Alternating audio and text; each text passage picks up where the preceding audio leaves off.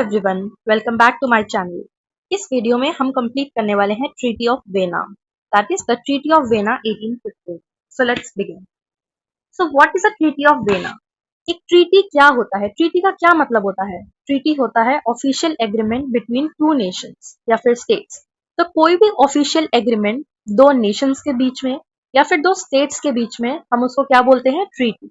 तो ये ट्रीटी हुई है वेना में, और वेना होता है ऑस्ट्रिया का कैपिटल, जो हम यहाँ पे एलाइड पावर्स की बात करने वाले हैं। तो ये ट्रीटी साइन हुई थी 1815 में। उससे पहले हम उसके फ्लैशबैक में चले जाते हैं कि ये क्यों साइन करी गई थी। तो इसका मेन रीजन है द नेपोलियनिक कोड। कोई भी चीजें होती हैं, उसका एक कॉज एंड इफेक्ट रीजन होता है। तो जो ट्रीटी ऑफ वेना है, उसका कॉज क्या है? Napoleonic code, one of the major cause of treaty of vena.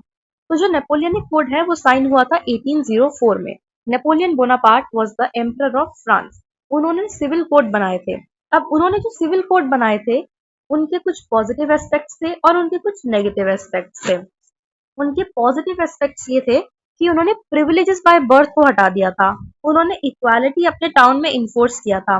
And people and the peasants were free from serfdoms. Serfdoms एक हायरार्की था जिसमें जो सबसे नीचे वर्ग वाले लोग होते हैं, वो उनकी तरफ एक्सप्लॉयटेशन होता है। तो नेपोलियन ने क्या किया था? उन्होंने ऐसी सारी मोनार्की हटा दी थी अपनी स्टेट से। And privileges by birth, equality enforce किया था, freedom before law, equality before law को उन्होंने एनफोर्स किया था। पर उनके नेपोलियनिक कोड में कुछ नेगेटिव चीजें भी थी, जैसे कि ही इंक्रीज द टैक्स सेंसरशिप। इसका मतलब क्या है? उन्होंने बहुत ज्यादा सेंसरशिप इंक्लूड कर दी थी, जिससे बहुत ज्यादा नेगेटिविटी बढ़ गई थी। तो इन नेगेटिव्स के बढ़ने की वजह से हुई थी battle of Waterloo.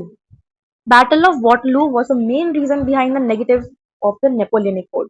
Battle of Waterloo कब हुई थी? 1815। 1815 में हुई थी battle of Waterloo. And what was the outcome of battle of Waterloo? Napoleon हार गया। नेपोलियन हार गया था। तो बैटल ऑफ वाटरलू में नेपोलियन हार गया था। तो एज अ रिक्वेस्ट, उसके बाद एज अ रिजल्ट क्या हुआ था? Treaty of Vienna. तो सबसे पहले हुआ था नेपोलियनिक कोड। नेपोलियनिक कोड में कुछ पॉजिटिव चीजें थी और कुछ नेगेटिव चीजें थी। पॉजिटिव चीजें ये थी कि उन्होंने प्रिविलेजेस बाय बर्थ को हटा दिया था, इक्वालिटी एनफोर्स किया था, पीपल को और पीजेंट्स को सर्वडम से फ्री कर दिया था। और नेगेटिव बहुत ज्यादा बढ़ गया था, जैसे कि टैक्स सेंसरशिप।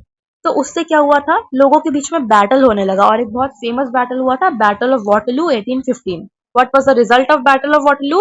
दैट नेपोलियन ने लॉस्ट कर दिया था battle, he didn't won the battle. तो उसके बाद एक ट्रीटी साइन हुआ था, उसको क्या बोलते हैं हम? Treaty of Vienna. So the treaty of Vienna of 1815। 1815 में वाटरलू हुआ, उसके बाद treaty of Vienna. Treaty of Vienna sign हुआ था नेपोलियन की अगेंस्ट में। जितनी भी चीजें नेपोलियन ने करी थी, जैसे कि he remove the privileges by birth, enforce equality, and people and peasants were free from serfdom. तो इस सब को रिवर्स करने के लिए ट्रीटी ऑफ वेना को साइन किया गया था। तो ट्रीटी ऑफ वेना को किस लिए साइन किया गया था?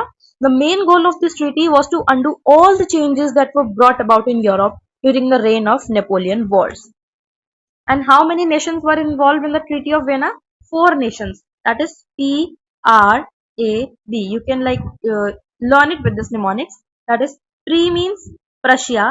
Prussia को क्या बोलते हैं? पुराना जर्मनी। जो अभी का जर्मनी है उसको हम प्रशिया बोलते हैं। R for Russia, A for Austria and B for great Britain. इनको हम एलाइड पावर्स भी बोलते हैं, PRAB। तो ट्रीटी ऑफ वेना किसके बीच में साइन हुई थी? Allied powers in 1815, that is the Austria, great Britain, Prussia and Russia. Now what is Veena? यहाँ पे वीना कहाँ पे है? तो वीना क्या है? कैपिटल की किसकी कैपिटल है? Capital of Austria. The capital of Austria is Veena. So let's move forward. The Treaty of Vienna of 1815 was officially signed, agreeing to work together and create a solution for Europe. तो उन्होंने क्या किया था? Undo किया था उन सब changes को जो नेपोलियन लेके आया था। नेपोलियन एक डेमोक्रेटिक सोसाइटी के थॉट प्रोसेस से आया था, बट फिर से उन्होंने क्या कर दिया था? यूरोपियन पावर्स ने एक मोनार्की को एस्टेब्लिश कर दिया था, एक कंजर्वेटिव ऑर्डर को एस्टेब्लिश कर दिया था। So it was signed between the allied nations of Austria, Great Britain, Prussia and Russia. The main objective of this treaty was to reverse the changes that the Napoleonic Wars has brought to Europe. Now, the Battle of Waterloo, which we have already discussed, the PRAB nations, that is the Allied powers, P for Prussia, R for Russia, A for Austria, that is the capital of Vienna, defeated the Napoleon in the Battle of Waterloo. P for Prussia, R for Russia, A for Austria, and B for Britain. The Treaty of Vienna, that is the capital of Austria, in 1815. And when the Battle of Waterloo happened, it also happened in 1850. The main purpose was to restore monarchy. अब जो भी Napoleon ने किया था उसका उल्टा कर दो. नेपोलियन ने डेमोक्रेसी लाने की सोची थी, इन्होंने मोनार्की ले आए. Conservative order. कंजर्वेटिव ऑर्डर पहले हम क्या बात करते हैं, नेपोलियन ने क्या लाया था, इक्वालिटी. ये है तो ये भी इससे इक्वल है. बट कंजर्वेटिव ऑर्डर मतलब एक हम ऐसे ट्राइंगल बनाते हैं, कुछ लोग नीचे हैं, फिर ऊपर ऊपर ऊपर ऊपर ऐसे. तो ऐसे हायरार्की ऑर्डर जब होता है तो उसको कंजर्वेटिव ऑर्डर बोलते हैं. Second is balance of power. एक इम्पॉर्टेंट पर्सन है, इम्पॉर्टेंट फॉरेन मिनिस्टर है ऑस्ट्रिया के, that is Prince Metternich. METTERNICH. We will be talking about him in the next video. He is the most important person in when we're talking about the Treaty of Vienna. तो उनके मुताबिक जब हम conservative order follow करते हैं, monarchy follow करते हैं, तो एक बैलेंस ऑफ पावर आता है. Peace and stability. So the main purpose was peace and stability in Europe and the post-Napoleonic period between 1814 to 1815. And now moving forward to the next slide, that is the outcomes of the treaty. अब हमने treaty of Vienna sign कर लिया है. हमारी battle of Waterloo हुई थी 1815 में. जब बैटल ऑफ वाटरलू क्यों हुई थी, क्योंकि नेपोलियन ने क्या किया था, नेपोलियन कोड्स के नेगेटिव भर गए थे. उसके बाद क्या हुआ था, बैटल ऑफ वाटरलू.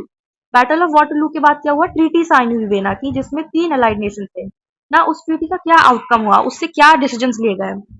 फ्रांस जो था वो सराउंड कर दिया गया था बाय स्ट्रॉन्ग किंगडम्स. जैसे यहाँ पे फ्रांस है तो उसके चारों तरफ स्ट्रॉन्ग किंगडम्स को फोर्टिफाई कर दिया ताकि फ्रांस अपने आप को एक्सपैंड ना कर पाए. Restoring the old aristocracy. Aristocracy मतलब ये बड़ा है और ये छोटा है, तो उन दोनों कभी इक्वल नहीं हो सकते वो दोनों, तो इसको हम एरिस्टोक्रेसी कहते हैं. Reward and punishment against allies. इसका मतलब क्या है, अब जिन जिन भी लोगों ने नेपोलियन का साथ नहीं दिया था, फ्रांस के अगेंस्ट थे, वो मोनार्की के अगेंस्ट थे, उनको हम रिवॉर्ड देंगे. और पनिशमेंट किसको देंगे, जो लोग ने नेपोलियन का साथ दिया था, जो लोग बैटल ऑफ वाटरलू में जिन्होंने भी नेपोलियन का साथ दिया था, उनके अगेंस्ट क्या होगा, पनिशमेंट हो.